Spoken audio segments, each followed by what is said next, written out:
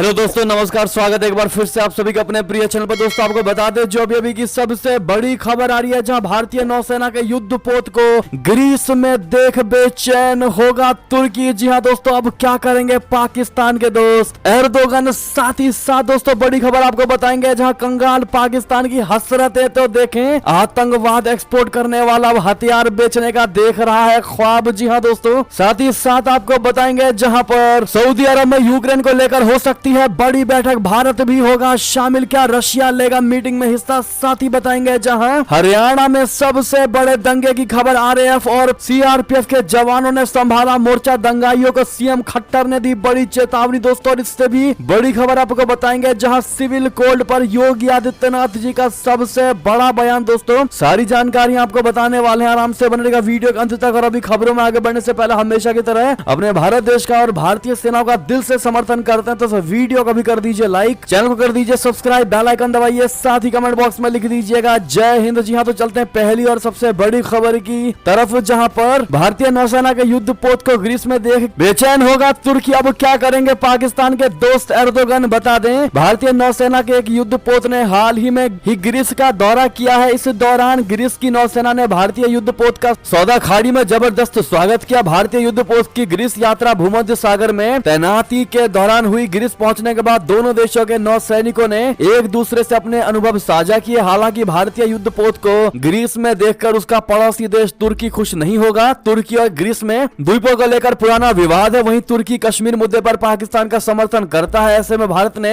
Greece के साथ अपने रक्षा संबंधों को मजबूत किया है। जी हाँ, भारतीय नौसेना ने एक बयान में बताया कि भूमध्य सागर में तैनाती के हिस्से के रूप में आईएनएस चेन्नई ने 27 से 29 जुलाई तक ग्रीस की सौदा खाड़ी का दौरा किया। इस दौरान आईएनएस चेन्नई के कमांडिंग ऑफिसर ने हेलेनिक नेवी के बेस कमांडर से मुलाकात की और सौदा खाड़ी युद्ध कब्रिस्तान पर पुष्पांजलि अर्पित की। जी हां दोस्तों, सौदा की खाड़ी में द्वितीय विश्व युद्ध के दौरान जर्मनी ने जबरदस्त हवाई हमला किया था। इस दौरान हुए युद्ध में राष्ट्रमंडल देशों के हजारों सैनिकों की मौत हुई थी। तुर्की और ग्रीस दोनों नाटो के सदस्य हैं, लेकिन दोनों देशों में भूमध्य सागर में मौजूद द्वीपों को लेकर पुराना विवाद है। इतना ही नहीं दोस्तों, कश्मीर पर हमेशा से वो भारत का विरोध करता हुआ आया है तुर्की। आप सभी जानते होंगे, जिनको नहीं पता बता दें कि तुर्की के वर्तमान राष्ट्रपति रेसेप तैयप एर्दोगन खुद को इस्लामी देशों के नेता के तौर पर स्थापित करना चाहते हैं। ऐसा करने के लिए उन्होंने दोस्त के रूप में कंगाल पाकिस्तान को भी चुना है। यही कारण है कि एर्दोगन के नेतृत्व वाला तुर्की कश्मीर मुद्दे पर खुलकर पाकिस्तान का समर्थन करता। और अब ऐसे में भारत का दमखम देखकर पाकिस्तान के दोस्त तुर्की को तगड़ी वाली मिर्ची लगने वाली है। जी हाँ दोस्तों, ऐसे में अपने भारतीय सेना को ऑल द बेस्ट आप लोग जरूर कहिएगा। चलते एक और खबर की तरफ, जहाँ कंगाल पाकिस्तान की हसरतें तो देखें, आतंकवाद एक्सपोर्ट करने वाला अब हथियार बेचने का देख रहा ख्वाब। बता दें, कंगाली की दहलीज पर खड़ा पाकिस्तान हथियारों का एक्सपोर्टर बनने का ख्वाब देख रहा है। इसके लिए पाकिस्तान की मदद उसका पूरा दूसरा आयरन ब्रदर तुर्की कर रहा है। दरअसल कुछ दिनों पहले तुर्की में आयोजित global industrial and defence solution के 16वें इंटरनेशनल डिफेंस इंडस्ट्री फेयर में पाकिस्तान ने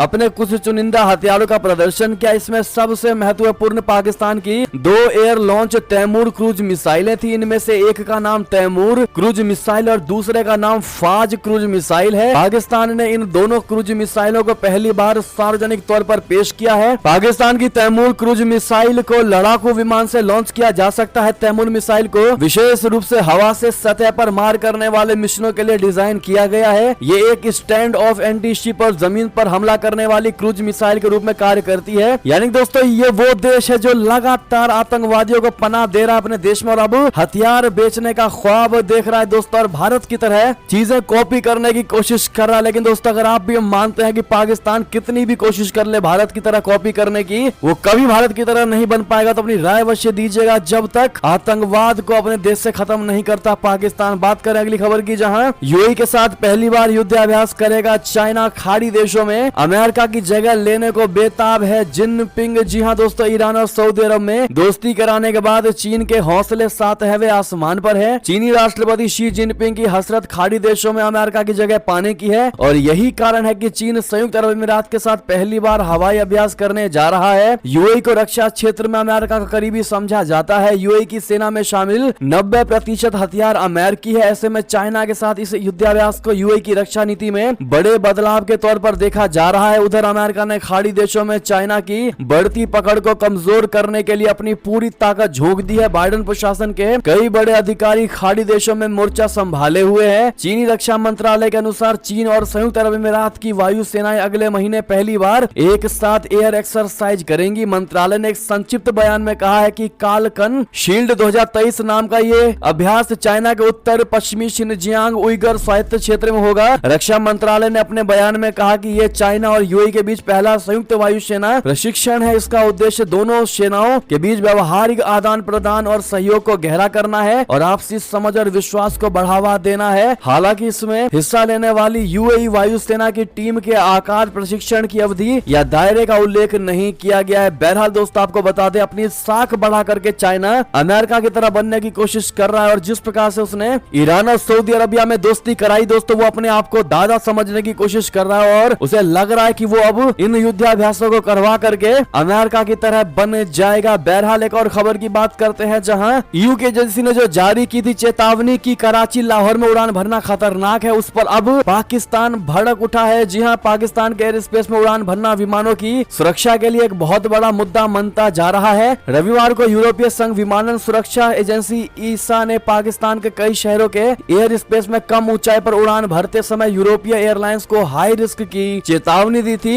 ईएएसए ने एयरलाइंस को चेताते हुए कहा था कि लाहौर और कराची के ऊपर से उड़ान भरते समय विमानों को FL 260 ऊंचाई बोले तो 26,000 फीट से नीचे न उड़ाया जाए। जिसके बाद दोस्तों अब पाकिस्तान भड़क उठा है। रविवार देर शाम पाकिस्तान के नागरिक उड्डयन प्राधिकरण ने इन दावों को खारिज कर दिया। प्राधिकरण ने कहा कि देश का हवाई क्षेत्र सभी वाणिज्यिक उड़ानों के लिए पूरी तरह से सुरक्षित है। CAA के प्रवक्ता ने कहा कि EASA ने पाकिस्तान को यूरोपीय एयरलाइंस के लिए किसी भी खतरे के बारे में सूचित नहीं किया है। जी हाँ दोस्तों, पाकिस्तान के एयरक्राफ्ट ओनर्स ऑपरेटर एसोसिएशन यानी AOOA ने इस निर्देश पर कड़ी प्रतिक्रिया व्यक्त करते हुए इसे वापस लेने की मांग की है। एसोसिएशन ने ईसा को पहले अपने गिरेबान में झांकने की भी सलाह दे डाली। जी हाँ दोस्तों, चलते हैं अगली खबर की तरफ, जहां भारत ने चीन की BYD को क्या रोक डाला, बौखला गई कम्युनिस्ट पार्टी। ग्लोबल टाइम्स के सहारे उगल रही है जहर। आपको बता दें, भारत ने चाइना की दिग्गज इलेक्ट्रिक कार निर्माता कंपनी BYD के $1 अरब के निवेश के प्रस्ताव को खारिज कर दिया है। इसके बाद से ही चीनी कम्युनिस्ट पार्टी बौखलाई हुई है। चीन ने पहले अपने विशेष दूत वांग ई के जरिए भारत को संदेश भेजा, जब फिर भी बात नहीं बनी तो वो अब अपने सरकारी भोपू ग्लोबल टाइम्स के जरिए लगातार जहर उगल रहा है। अब ग्लोबल टाइम्स के ताजा संपादकीय में कहा गया है कि BYD के निवेश के प्रस्ताव को खारिज करने से भारतीय अर्थव्यवस्था को तगड़ा झटका लगेगा। इसके अलावा ग्लोबल टाइम्स ने यह भी चेतावनी दी है कि इससे चीनी कंपनियों के बीच भारत में निवेश को लेकर नकारात्मक संदेश जाएगा। ग्लोबल टाइम्स का दावा है कि भारत ने अभी तक BYD के निवेश के प्रस्ताव को आधिकारिक तौर पर नकारने की जानकारी नहीं दी है। इसके बाद BYD ने भारत में अपने संयुक्त उद्यम भागीदारी को धमकी देते हुए कहा है कि वो इलेक्ट्रिक वाहन बनाने के लिए $1 बिलियन के नए निवेश योजना को स्थगित कर देगा। ग्लोबल टाइम्स ने भारत को धमकी देते हुए कहा है कि अगर भारत ने BYD के निवेश प्रस्ताव को वास्तव में खारिज किया तो ये एक श्रृंखलाबद्ध प्रतिक्रिया को जन्म देगा। इसके साथ ही ये फैसला भारत में निवेश करने वाली चीनी कंपनियों के विश्वास को भी तोड़ देगा। इससे भारत में ऑटोमोबाइल उद्योग और अर्थव्यवस्था को भारी नुकसान पहुंचेगा। ग्लोबल टाइम्स ने राइटर्स के हवाले से बताया है कि प्रारंभिक समीक्षा के बाद वित्त और विदेश मंत्रालय सहित 3 मंत्रालयों के अधिकारियों ने हैदराबाद स्थित मेगा इंजीनियरिंग एंड इंफ्रास्ट्रक्चर के साथ साझेदारी में BYD के निवेश को लेकर विरोध जताया था। जी हाँ, ग्लोबल टाइम्स ने कहा कि अगर ऐसा है तो ये निराशाजनक और खेदजनक है। आज हम जिस वैश्विक ऑटो उद्योग को जानते हैं वो इसके अधिकांश इतिहास में बार बार होने वाले सीमा पार निवेश से आकार ले रहा है। बहरहाल दोस्तों, भारत द्वारा लिए गए इस फैसले का क्या आप दिल से समर्थन करते हैं दोस्तों? और अब जिस प्रकार से ग्लोबल टाइम्स के सहारे जिनपिंग की सरकार जहर उगल रही है भारत को लेकर, इस पर आप लोग क्या करारा जवाब देना चाहेंगे? कमेंट में लिखकर अवश्य बताइएगा दोस्तों। और आज जितना ज्यादा हो सके इस वीडियो को शेयर कर दीजिएगा व्हाट्सएप, फेसबुक, ट्विटर पर, ताकि हर कोई अपनी राय रख सके। चलते हैं अगली खबर की तरफ, जहां सऊदी अरब में यूक्रेन को लेकर हो सकती है बड़ी बैठक। भारत भी होगा इसमें शामिल। क्या रशिया लेगा मीटिंग में हिस्सा? बता दें, रशिया और यूक्रेन के बीच जंग को 1.5 साल होने को आया है, फिर भी जंग खत्म होने का नाम नहीं ले रही है। लेकिन जिस जंग से न सिर्फ यूक्रेन और रशिया बल्कि दुनिया को भी परोक्ष रूप से नुकसान हो, तो दुनिया के देशों का इस मुद्दे पर मुखर होना जरूरी है। इसी बीच इस जंग को लेकर सऊदी अरब अगस्त की शुरुआत में एक शांति वार्ता की मेजबानी कर सकता है। इसमें भारत भी शामिल हो सकता है। मीडिया रिपोर्ट्स के अनुसार एक अधिकारी ने इस बात की जानकारी दी है। इस बैठक को लेकर अभी सऊदी अरब और यूक्रेन की ओर से आधिकारिक तौर पर जानकारी जरूर नहीं आई है, लेकिन एक अधिकारी ने दावा किया है कि यह शिखर सम्मेलन लाल सागर के पोर्ट शहर जिद्दा में में आयोजित होगा। मीडिया रिपोर्ट्स के अनुसार इस शिखर वार्ता में यूक्रेन के साथ ही ब्राजील, भारत, दक्षिण अफ्रीका और कई अन्य देश हिस्सा लेंगे। अमेरिका के राष्ट्रपति जो बाइडेन के प्रशासन के एक उच्च स्तरीय अधिकारी के भी बैठक में शामिल होने की संभावना है। जी हां, अधिकारी के मुताबिक इस आयोजन की तैयारियां यूक्रेन संभाल रहा है। उन्होंने कहा कि रशिया के वार्ता में भाग लेने की संभावना बिल्कुल भी नहीं है। सबसे पहले इस शांति वार्ता की जानकारी दी वॉल स्ट्रीट जर्नल ने दी थी। उसने वार्ता से जुड़े राजनयिकों के हवाले से बताया था कि शांति वार्ता 5 से 6 अगस्त को होगी और लगभग 30 देश इसमें हिस्सा लेंगे। हालांकि अभी सऊदी अरब के अधिकारियों और रियाद में यूक्रेनी दूतावास ने इस पर टिप्पणी नहीं की है। इस शिखर वार्ता की खबर ऐसे वक्त में आई है दोस्तों जब अमेरिका के राष्ट्रीय सुरक्षा सलाहकार जैक सुलिवान ने गुरुवार को सऊदी अरब की यात्रा की थी। जी हां, अगली खबर की बात करें जहां चाइना से तनाव के बीच अमेरिका 2 और ऑस्ट्रेलियाई हवाई अड्डों को करेगा अपग्रेड। जी हां, चाइना से तनाव के बीच अमेरिका 2 और ऑस्ट्रेलियाई हवाई अड्डों को अपग्रेड करने की तैयारी कर रहा है। भारत प्रशांत क्षेत्र में चीन की बढ़ती रणनीतिक महत्वाकांक्षाएं वाशिंगटन और कैनबरा के बीच रक्षा संबंधों को मजबूत कर रही है और इसी कड़ी में अमेरिका और ऑस्ट्रेलिया उत्तरी ऑस्ट्रेलिया में 2 अतिरिक्त हवाई अड्डों को अपग्रेड करने और हथियारों के उत्पादन और रखरखाव पर सहयोग बढ़ाने पर सहमत हुए हैं। ये समझौता तब हुआ जब अमेरिकी रक्षा सचिव लॉयड ऑस्टिन और राज्य सचिव एंटनी ब्लिंकन ने ब्रिस्बेन में अपने ऑस्ट्रेलियाई समकक्षों रिचर्ड मार्स और पेनी वोंग से मुलाकात की। ये कैनबरा द्वारा अप्रैल में ऑस्ट्रेलियाई सशस्त्र बलों का खाका रक्षा रणनीतिक समीक्षा प्रकाशित करने के बाद पहला संवाद है। जी हां दोस्तों, एक और खबर की बात करते हैं जहां पाकिस्तान में PMLN पार्टी सत्ता में लौटने पर नवाज शरीफ ही होंगे अगले प्रधानमंत्री। जी हां दोस्तों, कोई और नहीं बल्कि खुद शहबाज शरीफ ने ये बात कही है। आपको बता दें, पाकिस्तान के प्रधानमंत्री शहबाज शरीफ ने कहा है कि यदि पाकिस्तान मुस्लिम लीग नवाज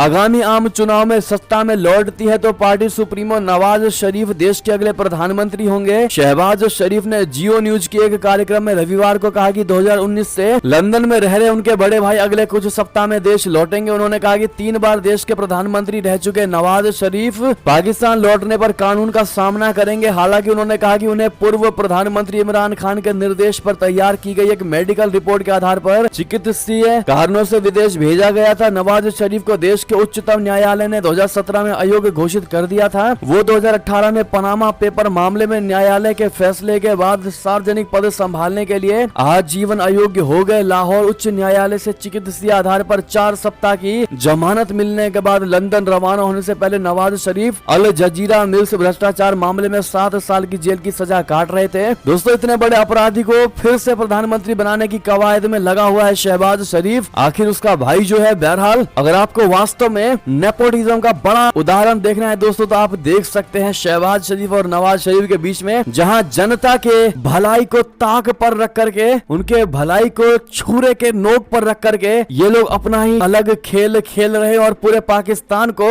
डुबाने में लगे हुए। अगली खबर की बात करें जहां ऑस्ट्रेलिया, मालदीव और श्रीलंका के बाद इटली की भी BRI से लगी लंका चीन पर भड़क उठा। जी हां, चीन के belt and road initiative project से जितनी तेजी से एशिया से लेकर यूरोप तक कई देश जुड़े थे उतनी ही जल्दी ये लोग परेशान भी हो गए हैं और किसी तरह निकलने की तैयारी में लगे हुए हैं। दोस्तों, ऑस्ट्रेलिया, श्रीलंका और मालदीव जैसे देशों की चीन ने पहले ही हालत खस्ता कर दी है। श्रीलंका और मालदीव तो इससे बुरी तरह कर्ज में डूब गए हैं। इस बीच इटली ने भी इस परियोजना से जुड़ने को अपनी गलती माना है और दिसंबर तक एग्जिट की बात कही है। इटली की रक्षा मंत्री गोइडो क्रोसेटो ने एक इंटरव्यू में कहा है कि चीन की इस फैसले में शामिल होना तबाह करने वाला फैसला था। उन्होंने कहा कि यह फैसला जल्दबाजी में ले लिया गया था। श्रीलंका ने चाइना की मदद से कई पोर्ट तैयार किए थे। इसके अलावा हम्बनटोटा बंदरगाह को भी 99 साल के लिए चाइना को लीज पर दे दिया। श्रीलंका को लगता था कि इससे वो बड़े पैमाने पर विदेशी निवेश पा सकेगा, लेकिन ऐसा नहीं हुआ। श्रीलंका उल्टे कर्ज के दलदल में धंसता चला गया। हालत ये हो गई है कि 2022 में श्रीलंका अपने सबसे गंभीर आर्थिक संकट की ओर बढ़ गया। ऑस्ट्रेलिया ने तो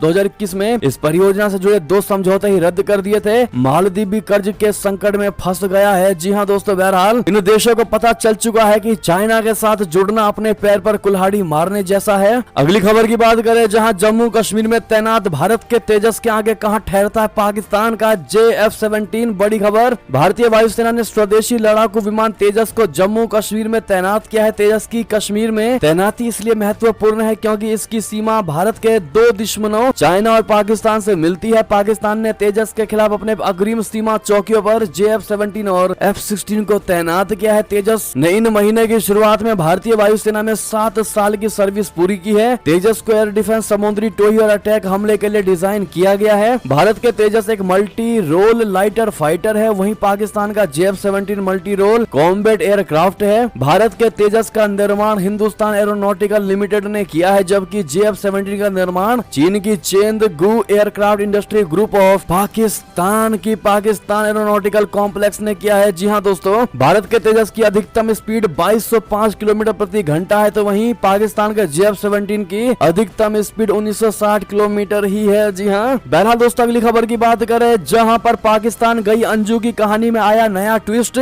शादी से नहीं है उसके नसरुल्लाह का परिवार खुश। जी हाँ, पाकिस्तान गई अंजू की कहानी में स्टोरी में आए दिन नए नए ट्विस्ट एंड टर्न्स आते रहते हैं, लेकिन आपको बता दें इसी कड़ी में एक नया ट्विस्ट सामने आया है दोस्तों। इसके अनुसार नसरुल्लाह की शादी अंजू के साथ होने से उसके परिवार के लोग ना खुश हैं, यानी नसरुल्लाह का परिवार पूरे तरीके से अंजू के साथ शादी को लेकर ना खुश है दोस्तों। और ये भी बताया जा रहा है कि नसरुल्लाह की शादी उसके चाइल्डहुड में ही तय हो गई थी, उसके बचपन में ही तय हो गई थी, और अभी इनकी कहानी आगे बढ़ती है कि अंजू की एंट्री हो जाती है और दोनों का निकाह भी हो गया। इसको लेकर नसरुल्लाह के परिवार में एक नाराजगी देखने को मिली है। बता दें कि पाकिस्तान पहुंची अंजू का खूब ज्यादा वेलकम हो रहा है। वहां के बिजनेसमैन, वहां के अमीर लोग उसके ऊपर घर और गाड़ी और पैसों की बारिश कर रहे हैं। जी हाँ, बताया जाता है कि नसरुल्लाह की शादी स्थानीय रीति रिवाजों के मुताबिक बचपन में ही तय हो गई थी, और अब नसरुल्लाह ने जिस प्रकार से अंजू से निकाह किया दोस्तों, उसका परिवार पूरे तरीके से अंजू से ना खुश है। बहरहाल अगर आप भी मानते हैं कि अंजू ने ये करके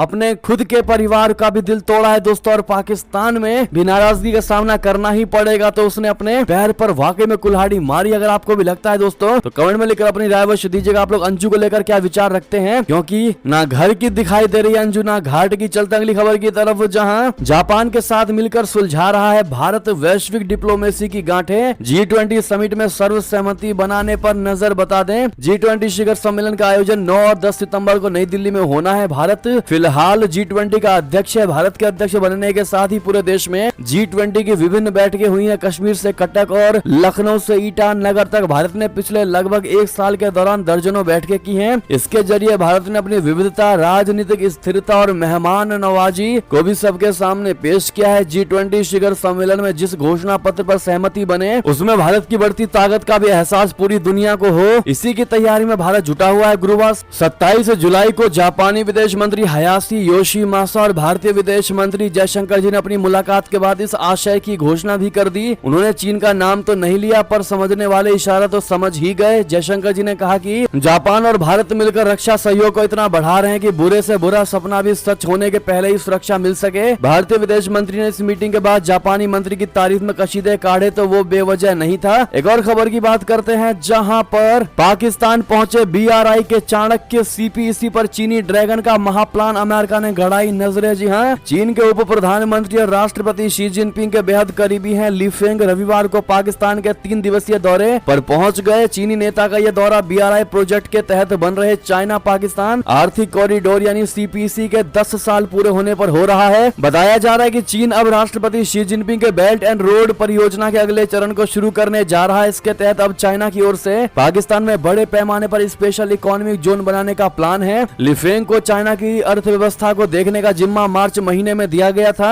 हे लिफेंग 5 साल तक चीन की अर्थव्यवस्था के मुख्य कर्ता धर्ता रह चुके हैं। उन्होंने दुनिया भर में चाइना की आर्थिक रिश्तों और BRI के क्रियान्वयन में प्रमुख भूमिका निभाई है। जी हाँ दोस्तों, अगली खबर की बात करते हैं, जहां हरियाणा से सबसे बड़ी खबर, जहां हरियाणा में फैली नूह हिंसा की आग, धारा 144 लागू, कई शहरों में स्कूल कॉलेज बंद। जी हाँ दोस्तों, अर्ध सैन्य बलों की 15 कंपनियां होंगी तैनात। बता दें हरियाणा के नूह में विश्व हिंदू परिषद की ओर से निकाली गई भगवा यात्रा के दौरान पथराव और फायरिंग की घटना के बाद तनाव फैल गया है। नूह हिंसा में 2 होमगार्ड की मौत हो गई है, जबकि 10 पुलिसकर्मी घायल हो गए हैं। पुलिस लगातार मामले को शांत कराने में लगी हुई है। कानून व्यवस्था बनाए रखने के लिए नूह में कर्फ्यू लागू कर दिया गया है, जबकि गुरुग्राम, पलवल और फरीदाबाद में धारा 144 लागू कर दी गई है। साथ ही नूह और फरीदाबाद में इंटरनेट सेवा भी टेम्परेरी रूप से बंद कर दिया गया है। इसके अलावा पलवल, फरीदाबाद, इसके अलावा बहादुरगढ़ में बजरंग दल कार्यकर्ताओं ने सेक्टर 9 मोड़ पर जाम लगाने का प्रयास किया। हरियाणा के नूह में हुए बवाल के बाद रैपिड एक्शन फोर्स और केंद्रीय सुरक्षा बल ने मोर्चा संभाल लिया। जानकारी के अनुसार नूह में RAF की 20 कंपनियां तैनात की गई है। इसके साथ ही CRPF के जवानों को भी मौके पर तैनात किया गया है। जी हाँ, इसके साथ ही मौके पर हरियाणा पुलिस के जवानों के रिजर्व बटालियन को भी तैनात किया गया।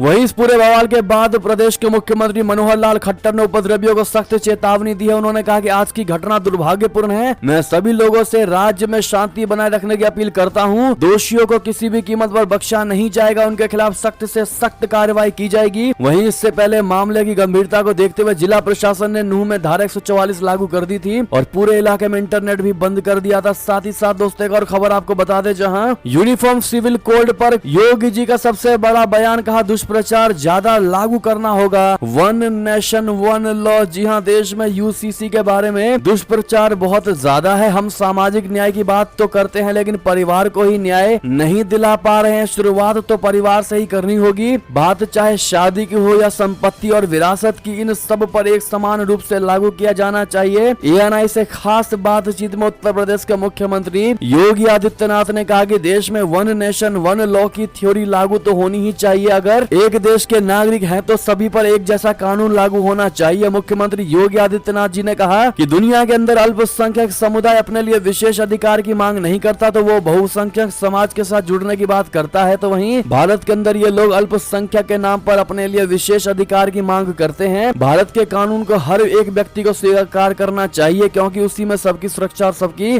समृद्धि निहित है। जी हाँ दोस्तों, क्या आप भी योगी जी के इस बात का समर्थन करेंगे? दोस्तों कमेंट में लिखकर अपनी राय जरूर दीजिएगा। साथ ही साथ दोस्तों ये थी अभी की सारी बड़ी खबरें। आपको हमारी खबर कैसी लगी? आशा करता हूँ बहुत अच्छी लगी होगी। अगर थोड़ी भी अच्छी लगी तो इस वीडियो का भी अपने भाई बंधुओं में व्हाट्सएप, फेसबुक, ट्विटर के जरिए पूरे भारत में शेयर करना बिल्कुल भी मत भूलिएगा। और अभी कर दीजिए इस वीडियो को लाइक, चैनल कर दीजिए सब्सक्राइब, बेल आइकन दबाइए, साथ ही कमेंट बॉक्स में लिख दीजिएगा जय हिंद जय भारत। और यहाँ तक बने रहने के लिए आप